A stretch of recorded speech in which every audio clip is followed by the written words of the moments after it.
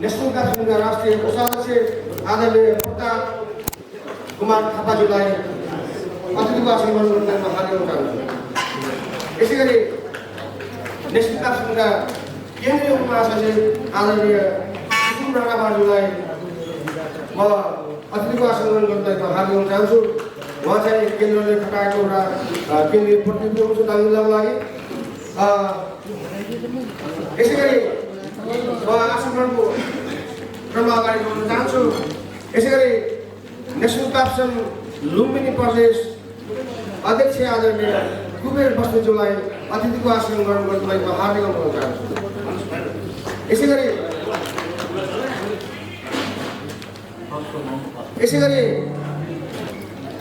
National काउन्सिलका केन्द्रीय सचिव आदरणीय कृष्ण पौडेलज्यूलाई अतिथिको आसन ग्रहण गर्नलाई म हार्दिक अनुरोध चाहन्छु।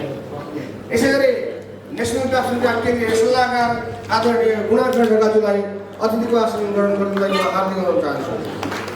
यसैगरी नेशनल काउन्सिलका केन्द्रीय सदस्य आदरणीय विष्णु पौडेलज्यूलाई अतिथिको आसन ग्रहण गर्नलाई म हार्दिक अनुरोध चाहन्छु। कृपया व्यासमा आसन लुम्बिनी प्रदेश सह कोषाध्यक्ष आदरणीय कमल पछाईज्यूलाई अतिथिको आसन ग्रहण गर्नलाई म हार्दिक अनुरोध चाहन्छु। यसैगरी नेशनल काउन्सिल दाङ जिल्ला सल्लाहकार आदरणीय रायल कुमार पाण्डेज्यूलाई अतिथिको आसन ग्रहण गर्नलाई हार्दिक अनुरोध चाहन्छु।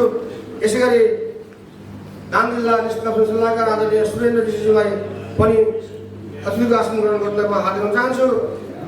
यसैगरी दाङ जिल्ला उपाध्यक्ष आदरणीय भूमाण्डव केसीज्यूलाई ससम्मान आसन ग्रहण गर्नलाई म हार्दिक अनुरोध चाहन्छु। अध्यक्ष आदरणीय हरिप्रसाद भण्डारीज्यूलाई ससम्मान आसन ग्रहणको लागि हार्दिक अनुरोध चाहन्छु।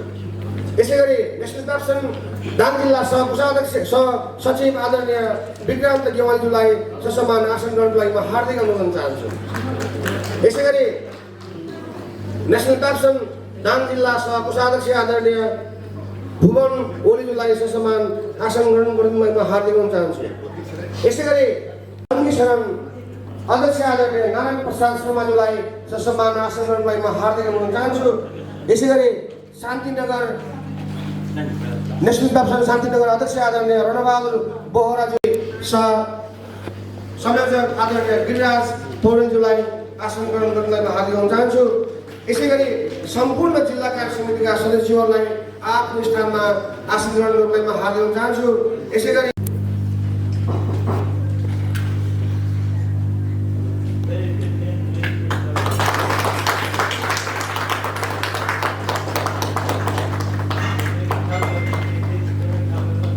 धन्यवाद प्रमुखज्यू र सम्पूर्ण अतिथिहरूलाई म शुभकामना मन्तव्यलाई जोड्न गएको छु।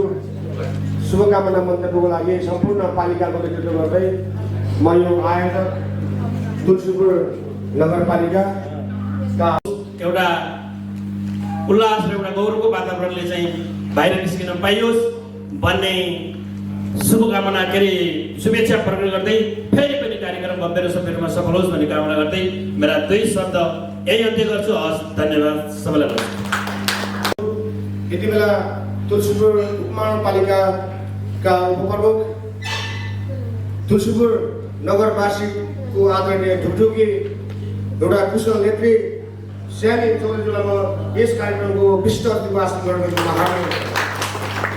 यसैगरी नेशनल काउन्सिलका केन्द्रीय सचिव आदरणीय विष्णु श्री कृष्ण पौडेलज्यूलाई म अतिथिको आसन ग्रहण गर्दा म हार्दिक